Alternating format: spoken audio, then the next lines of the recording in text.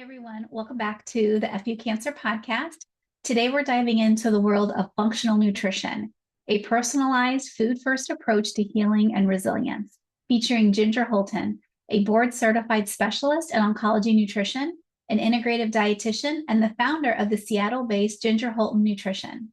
She's also the host of Orgain's Good Clean Nutrition podcast, serves as a nutrition coordinator at the Bastar Center for Natural Health, and is on the editorial team of Today's Dietitian magazine. She's also an advisory board member with Team Survivor NW. So whether you're navigating cancer treatment or looking to stay strong in survivorship, this episode is packed with science-based strategies to help you fuel your fight. Thank you so much for joining us today. Thanks for listening to the FU Cancer Podcast. My name is Christina Rollins. I'm a dietitian, mom, and wife to a pretty awesome cancer survivor. We said FU to cancer nearly 25 years ago and are still going strong.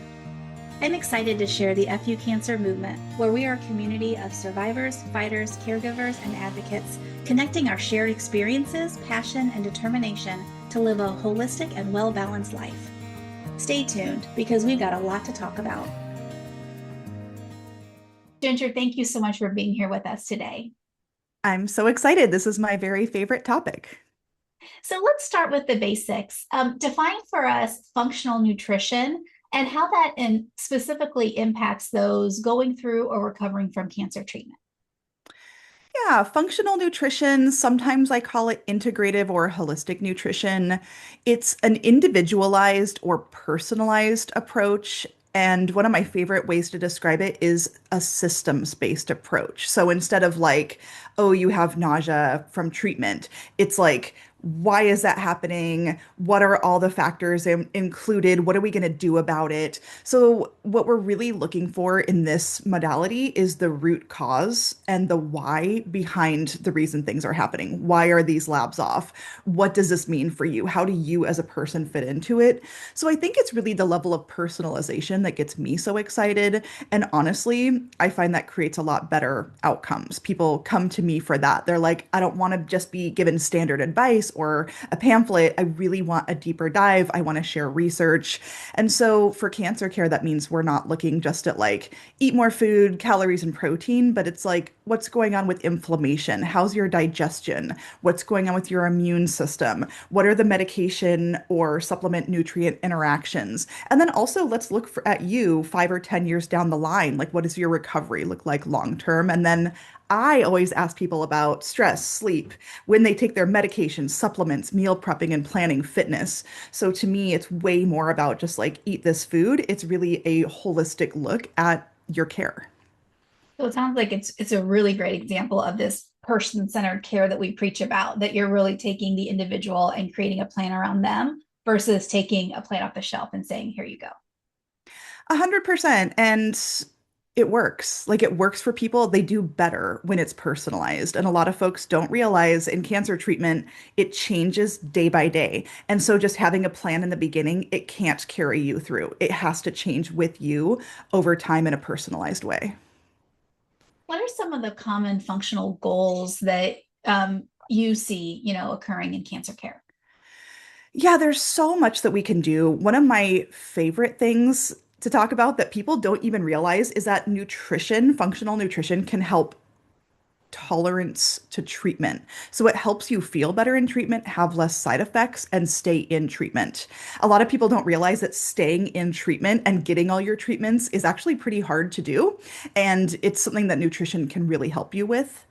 Throughout treatment, functional nutrition can help you optimize nutrition status. So a lot of your labs are going to take a hit. You might become anemic or have other deficiencies, and nutrition can help with that. Cancer and cancer treatment are both really inflammatory, so functional nutrition can help control and manage that. There's a lot of digestive issues, diarrhea, constipation, and many others. Nutrition can help with that, and that is a direct quality of life thing. Even simple stuff like supporting detoxification. And I know that when I say that, some people are like, oh my gosh, here we go into the detox pathways. But that's not true. Honestly, for me, it's like, are you drinking enough water? We need to be able to flush some of these big, powerful medications out of your system in an effective way. So staying hydrated is actually detoxification. And then, of course, we want to work on people's muscle mass and having a healthy body weight. Some folks are losing weight, some folks are gaining weight. And so a personalized approach is important there. So at the end of the day, one of the most important functional nutrition goals is improving quality of life. Like live your life better and more functionally during treatment. In your experience, what role do anti-inflammatory foods play in managing those cancer treatment side effects like fatigue, brain fog, or even GI distress? Well, like I mentioned, cancer is really inflammatory, and treatment by design is inflammatory. A lot of people ask me about how you know if you're inflamed.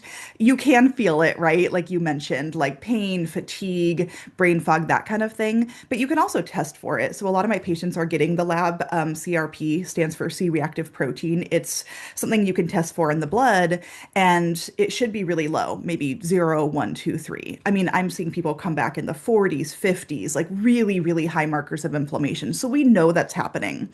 And not that nutrition is going to completely change that, but what can we do with food to give you as many vitamins, minerals, antioxidants, and fiber to really help the body combat everything that's going on in it? And with inflammation, we know that the inflammatory process actually fuels cachexia. And cachexia is when people that have cancer start to like lose a lot of weight, lose their muscle mass. And that's actually driven by inflammation. And it's really hard to come back from that. So, actually, one way that I help people from getting really sick or going too far down the road so that they maybe can't recover is stopping and getting this anti inflammatory nutrition. There's a lot of research that shows it actually has a direct line of helping people. Tailor nutrition plans around an individual's diagnosis, their genetics, their gut health, or just simply their lifestyle. Yeah, I get into the weeds with people because cancer treatment and the way that you feel changes every day. And I tell people this in the beginning of their diagnosis. I'm like, get ready because you are going to have to be really flexible. And no one really understands until it's real, right? Because side effects are cumulative. Maybe you change treatment, something happens in your life, you have an unexpected surgery, like things change so fast. Personally, I work with my patients very often. I work with them over a period of 6 months at a minimum, and I meet with them like every week or two because things change fast, fast, fast. So within that, I'm constantly creating and updating recipes and meal plans for them. So maybe one week you love smoothies, then you hate them. Maybe you're working full time the entire time. Maybe you've got a family you're caring for and you're trying to cook for your kids when you're not feeling well. I've even worked with athletes that are going through treatment and they're still trying to do their training. So everybody's so different, and cancer is changing and treatment is changing. And so the main thing that I do is I create personalized meal plans that are constantly being updated for my patient, their treatment, their cancer, their digestive issues, their lifestyle.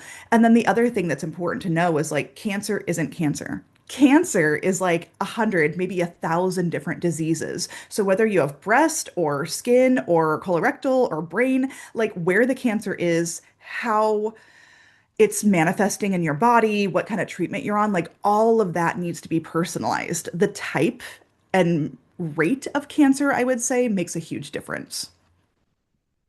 What's your approach to nutritional supplements? So, are your patients integrating them into their cancer care plan? Do you recommend avoiding? Like, kind of what's your stance on that? This is my favorite topic, Christina. My favorite topic. I feel so passionately about this because out there, I'm still getting some of my top medical folks in this country telling my patients, you can't take anything. Mhm. And I think that it's such a sad thing to hear. And then it makes my life harder because then I have to get in there and be fighting for my patients and advocating. And I always win just for what it's worth because it's ridiculous to say don't take anything. I think that it's not evidence-based and it hurts my patients. But I will give the caveat that your medical team does have the final say. And I have some examples about supplements, very common safe supplements, but even the safest or the common supplements, some of them could actually have interactions with some treatments because there's like 1,000 different treatments. So a lot of my patients, because they know that they're going to get a no from their team, they hide it. And I would say, like, please be careful with that. Like, you shouldn't be doing supplements and herbals on your own. You've got to work with somebody that knows what they're talking about, and your team really does have the final say. But if your team tells you don't take XYZ, they should have a reason and be very specific about that, not just say don't take anything because we don't trust it. So, for example, because I think it's really important to hear specifics, vitamin D. It doesn't have interactions with chemo or radiation generally. A lot of my patients are quite low or even deficient, and the research really clearly shows that it's a safe supplement and it could actually improve outcomes, reduce side effects, and increase survival. So just saying no, you can't take vitamin D, even though I see your lab is deficient, to me, that's just not practicing correctly. Or calcium, again, a nutrient that's like very unlikely to interact with anything. And we know that our folks going through cancer treatment are a huge increased risk for bone density issues. So just pulling calcium from somebody that's like on steroids or has bone density issues, it's not right, you know? And then, I mean, I have so many examples. Protein powder is a supplement. To me, that's a life-saving tool during cancer treatment. L-glutamine, it's an amino acid powder that helps reduce neuropathy, tingling in the hands and feet, and mouth sores. I had a patient that couldn't eat anything because of mouth sores. We used L-glutamine. He improved and could eat again. So, like, these are all supplements that are very evidence-based, make a huge difference for people, and don't interact. So, while your medical team has the final say, if you're getting just no, no, no, no, no, you might need to get your registered dietitian on board or be really like bringing them research to say, hey, there actually are safe supplements and I need them for these reasons. Another hot topic is sugar, and sugar is often controversial as well. So, how do you take on that fear and how do you educate your patients without overwhelming them? Because they're hearing and learning and really questioning so much during this time of their life. You know, I think when people start to dig around online or get advice, external advice from well-meaning folks, the fear, like you mentioned, is one of the most dangerous things. I would say fear is way more dangerous than sugar, for example, because I've had some really tragic stories over time. I mean, I had a patient that put herself on a no protein diet. She passed away from malnourishment. You know, like people don't realize that this severe restriction and fear can really hurt them sometimes gravely. So I would say that fear in cancer care is actually one of the biggest dangers that people don't realize. And sugar feeds cancer. That's the phrase that you hear, you know, sugar feeds cancer. I can't eat sugar, therefore I can't eat carbohydrates, I can't eat fruit, etc. That's a really tough one. And this is actually born out of a really interesting biological process. It's called the Warburg effect. Have you ever heard of that before? I'm not. Most people haven't. So it's this Dr. Warburg. He was a physician in Germany in the early 1900s, and he found that cancer cells sequester carbohydrates because cancer cells are growing. They're growing and dividing faster than all our other cells, so they're hungry. So they're sucking up carbohydrates, and that is where sugar feeds cancer comes from. And while it's true, like cancer cells are hungry, the reach of therefore sugar feeds cancer is not quite correct biologically speaking. And so to me, that phrase is an oversimplification. And it's kind of confusing because the AICR, the American Institute for Cancer Research, and the dietary guidelines, actually, they have advice on not consuming more than 10% of your calories from sugar. And also, then people are like, oh, that's because sugar feeds cancer, but that's not why. The recommendations on not having too much added sugar is actually because excessive intake of added sugar can lead to higher body fat, and excessive amounts of body fat is linked to higher rates of some cancers. So it's like a XYZ type of connection instead of sugar feeds cancer. So this is a situation I really think we need to reduce the fear of like, if I eat sugar, therefore I'm going to make my cancer worse. Like, that's not correct. But at the same time, I think there is an argument for focusing on other whole foods rather than having foods that have a lot of added sugar. So while I do kind of help my patients not have a high added sugar diet, it's not because I think it's going to feed their cancer. It's for all these other reasons. Like my patients are all on steroids. That causes blood sugar dysregulation. My patients are dysregulated already. They're having highs and lows and fatigue. I don't want them on a lot of added sugar because that can make that worse. So I really go with the American Heart Association recommendations to limit added sugar intake to, if they can, less than 25 to 36 grams a day, which still gives them some wiggle room so they don't feel super scared and restricted, but they're also not on a really high added sugar diet, which I just don't think is going to help them. So this is a really challenging subject, and we could probably talk about it for hours. And every individual, I need to like talk to them about what it means to them. But generally speaking, I think this is a huge misconception and it really hurts people. So when you're working with your clients or your patients, how do you help them shift that thinking from fear-based, I either can't eat this because something bad's going to happen or I have to eat that, to really using food functionally during their treatment to support their immune system, to maintain their muscle mass so they can recover and move on? A lot of times, Christina, if I just give them permission to not be afraid, or if I offer a personalized approach like, hey, how much sugar are you starting at? 50 grams? Okay, great. Let's come down to 25 and I'm going to help you do that. That can feel so empowering. Or if I tell them, no, dairy's not going to cause cancer, like, actually cottage cheese would be a really amazing option for you because it's so rich in protein. Or when I say, hey, you shouldn't be laying around on the couch. You don't want to anyway. Let's get you active. Let's find ways to like get you out in the world again. All of those things to get permission can be so exciting for folks. But I will say that eating disorders and fear and restriction is very rampant in the cancer population. And we know that people that have cancer are at increased risk for disordered eating. So sometimes, even when I'm trying to work with folks and provide a functional approach and give them some permission, some people still are too afraid and it can work against them. So if somebody is really struggling with restriction or not able to liberalize and meet their nutrition needs, they might actually need to get a therapist on board and get some eating disorder treatment because the fear of food can really hurt folks. But a lot of times when you learn about functional nutrition, it's so empowering and it's really exciting because when you have cancer, there's so much that's out of your control.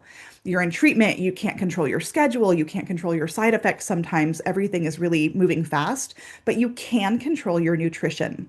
You can know which foods help you feel better, you can reduce your side effects, and you can like cook foods in your kitchen that actually help you feel better, and that makes a difference. So what advice would you give a cancer caregiver who wants to help their loved one eat well, but they also don't want to apply undue pressure or create conflict in that relationship? This is an amazing question because that happens all the time. When you are caring for somebody and you're forcing them to do stuff, pressuring them, or even scolding them, it comes out of love, of course, but it really hurts people's relationships. And I think it's also really important for caregivers to understand if they haven't been through treatment, to know what it's like to not be able to eat, to have severe mouth sores, to be like crushingly tired from treatment. Your patients are going through all of those things, and it's hard to really understand what they're going through. And then also, caregivers might have their own feelings or beliefs or values that they're putting onto the patient, right? I've had caregivers that are like, my dad has to be keto. I need him to be keto because I want him to survive, or they're like, you can't have any added sugar. So they're putting these restrictions or beliefs onto my patients. And my patient might be like, well, I can't eat any animal protein because I'm having taste changes. Or the only thing that sounds good to me in the whole world is a store-bought muffin. So we have to be able to roll with our patients. And one thing that is so powerful is having a dietitian like myself on the team because I can take the pressure off. Right? So, first of all, you've got to meet your patients, your loved ones where they're at, and try to maintain your relationship instead of pressuring them. But getting your doctor, your nurse, your dietitian to help out can really make things better for the whole family. So, like, let's say that we all want the patient to drink more water. instead of you harping on them all day, every day, and like shoving water in their face and making them mad, what I could do is I come in and I'm like, hey, I think you should drink more water for these reasons. Do you agree? Yes, great. Let's talk about as a team how we're going to do that and set some goals together. So when you take a collaborative approach with the family, then the patient feels less pressured and attacked, and the caregiving team feels like they have support. And so I think having a third party involved can actually be really helpful. Yeah. Well, in addition to your counseling expertise, you've also written some books, right, on anti-inflammatory cooking. So, what are some easy everyday meals that our patients can prepare to really support them on their healing journey and maintain their energy levels throughout? Yeah, we've got to keep it really, really simple, I would say. Like when you're in cancer treatment, you have so much little less time. You need stuff that's easy and quick, and you might be really fatigued. I wrote the book Anti-Inflammatory Diet Meal Prep, and that's actually a great book for somebody going through cancer treatment because it's meal prep based. It gives you grocery lists and plans, so that takes all the stress and thinking out of it. So in that book, for example, there's like a sheet pan meal. Because people always tell me I don't know how to make fish, but you should be eating fish if you can because it's high in omega-3s, which are anti-inflammatory fats, so many vitamins and minerals, so much protein. So you literally take salmon and some veggies and potatoes and put them on a sheet pan and put it in the oven. You don't touch it. Like that kind of recipe can be really helpful. Or I have a lemony split pea soup. It's like a curry in that book that you serve over rice, and people are obsessed with it. Like that's really powerful plant-based protein that's high in fiber and really anti-inflammatory, but like easy to eat. Or I have a bunch of smoothies. I'm in cancer care. I'm smoothie obsessed because it's such an easy way to get nutrition. And I also have like some energy balls in there. And I love like having people take energy balls to chemo treatments or long days or when they're not feeling well or they're going to go work out. Whole foods, nutrient dense cooking that you can be prepared on ahead of time can really make a difference. Well, you've given us a lot to think about in this episode. So, thank you for sharing all of your wisdom and expertise. Just last question for someone who's starting their cancer journey, what's one thing that you want them to know about functional nutrition? I think that people need to understand the power of nutrition, right? Because unfortunately, out there, in some of the medical world, I'm still hearing the phrase, "Oh, eat whatever you want, nutrition doesn't matter." And that's so deflating to patients, and it's also not true. Nutrition creates better outcomes, keeps people in treatment, tolerating treatment better, keeps them out of the hospital, and helps them protect really important systems like their gut health, their bone density issues, their immune system. So, first of all, nutrition matters and it matters a lot. And having a registered dietitian nutritionist on your team to me should be standard care. I'm so tired of people reaching out to me and being like, I've been sick for so long and no one ever recommended a dietitian. So, like, dietitians should be involved early and often, and people should be advocating for that. But functional nutrition can make a huge difference in the way that you feel so that you live a normal life while you're in cancer treatment. And at the end of the day, our healthcare system isn't perfect. And so, as a patient, you might have to advocate for yourself. You might have to go get your own dietitian. You might have to get some support for your own fitness. You might need to put into place a therapist who can help you through all of this. You might need to hire an acupuncturist, right? So, maybe you're assembling your own functional team, but there's a lot of help out there, and it can make a huge difference and get you through in a way that you feel empowered rather than really suffering or struggling. Awesome. Well, thank you so much again for sharing all of your thoughts on this topic. Listeners, I hope you enjoyed listening to this content. We've got more resources available on our website, fucancer.health. So I'd encourage you to check it out. And Ginger, thank you so much for spending your time with us. I really appreciate it. Oh, thanks for having me.